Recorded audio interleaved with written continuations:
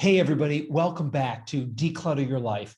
I'm your host, Andrew Mellen, and today we are going to dig into papers and filing. It's one of the places where people really are confused. We talked last week about where to start. Now we're going to talk about papers because it's another place that people just get confused, right? Nobody wants to make the mistake of throwing away an important piece of paper, particularly if you don't have a very good relationship with paper, if you're not an accountant or an attorney and you're used to dealing with paper. And also, really, if you've ever been in an attorney or an accountant's office, they don't have a great relationship with paper either.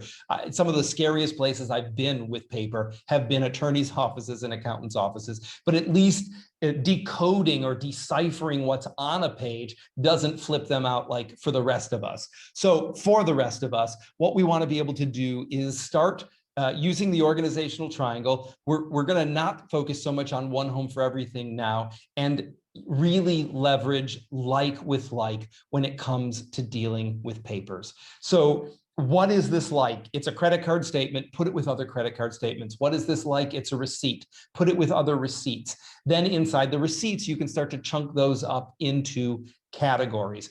If you go to my website, andrewmellen.com, and remember, Mellen is spelled M-E-L-L-E-N,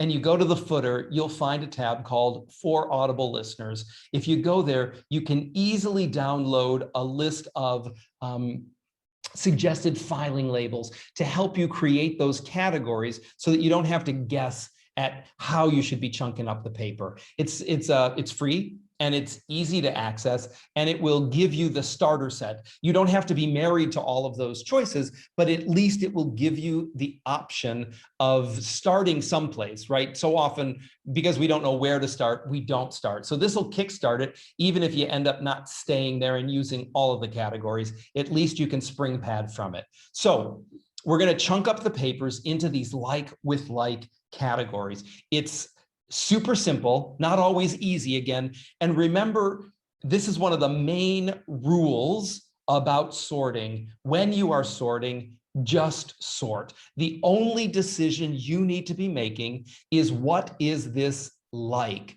Otherwise, you're going to possibly get snagged by reading something and going down the rabbit hole of trying to figure out, should it stay or should it go? We're not answering that question right now.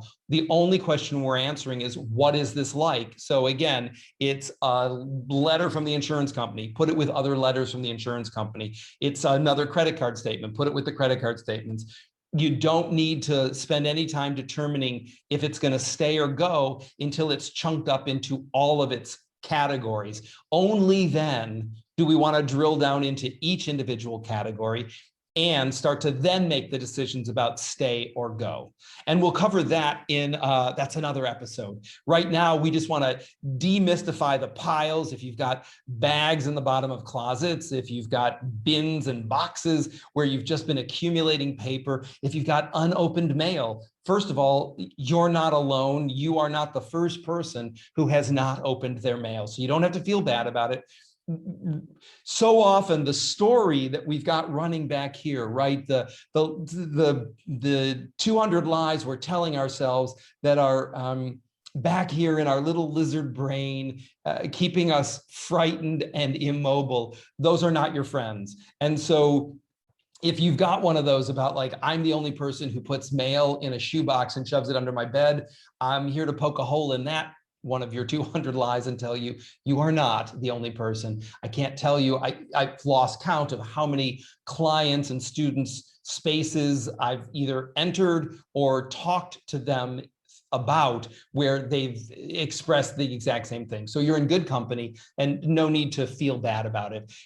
In my world, guilt and shame are only useful when they inform our behavior and making different choices. Feeling bad about wherever you were before you got here is not going to serve you. So Be here now. This is the only place right now, right here is the only time that you can actually affect change. So stay here. The past is over. Nothing you can do about it. The future, we hope happens, but we've got no guarantees we're going to get there. So it's much better to just be here now and use your agency in this exact moment. This is where you can affect change. So back to papers, we're just sorting. We're breaking apart the random piles, and we're breaking them up and chunking them up into specific categories, and then we will drill down into those categories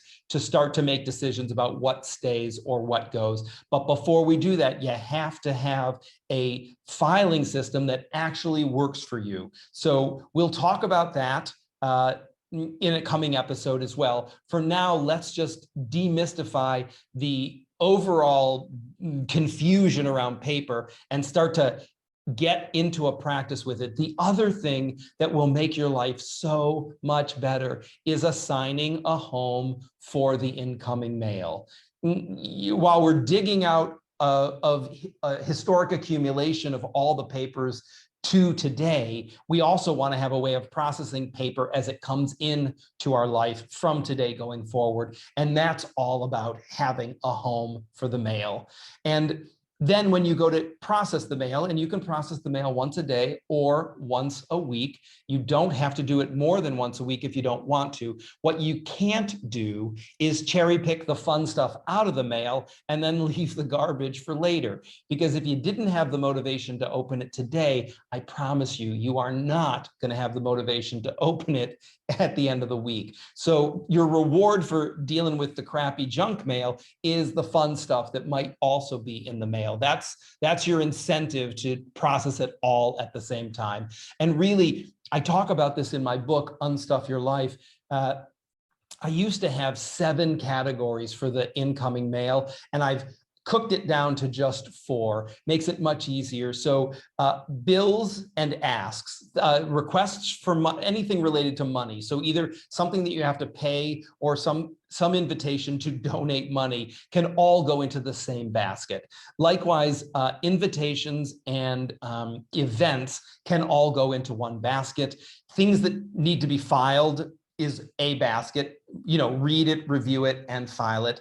And then things that you have to take action on, like maybe a permission slip for your kid for a field trip, or an appointment that needs to be reset,